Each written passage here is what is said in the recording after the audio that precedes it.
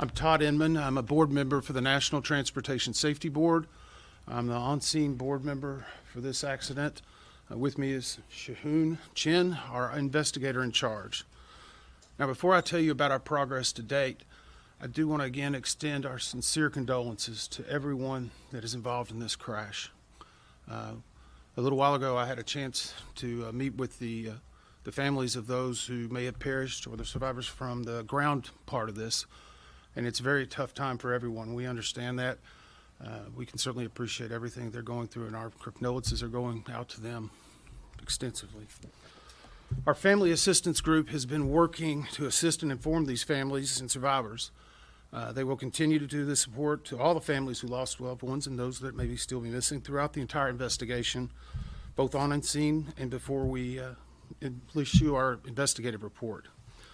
Now, let me stress one thing. Our first and foremost priority is the recovery of those who are still missing. This investigation is not impeding that in any way. They deserve to be treated with dignity and with respect that they've earned. We are working very closely with the local authorities to make sure that if there's any identification of a survivor or recovery of remains, anything like that, that is the first thing that takes priority.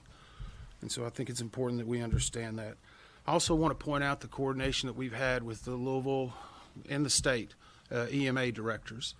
Their work has been extraordinary, especially as we continue on into day 3 of this investigation.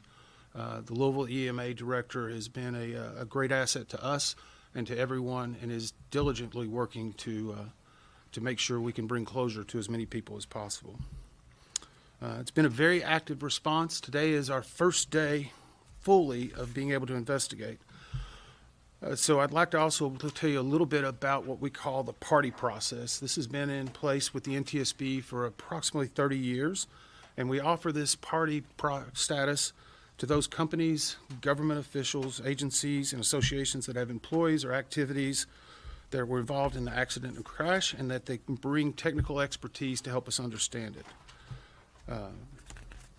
In our organizational meeting, which occurred last night, we wrapped up at about 9:30 last night. In fact, the teams actually continued to meet after that for several hours.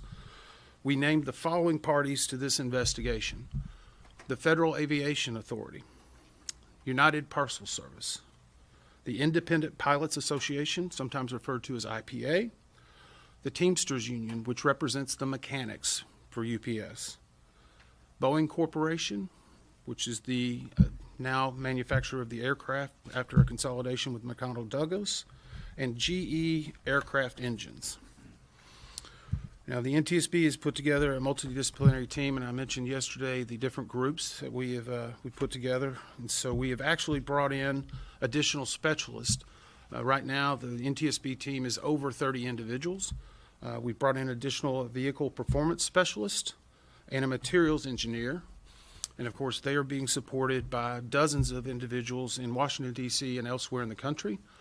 We have no issue bringing any resource that we need to make sure we have the right people in place while we are on the ground here.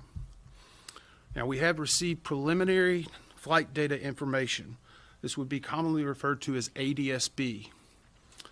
These data points that were provided by the FAA showed the aircraft for the last reporting time was at 475 feet of altitude, traveling at a speed of 183 knots.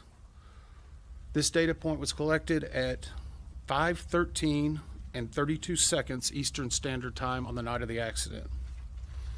This information will be coupled with the flight data recorder information and other information that we receive that will help us prepare a timeline of exactly what occurred and in what progression, what was known in either the cockpit or on the ground, and it is another important part of the information. Yesterday, we also did what was called a FOD walk. This is a foreign object debris. This FOD walk occurred on runway 17 left, or L, and 17 right, or R.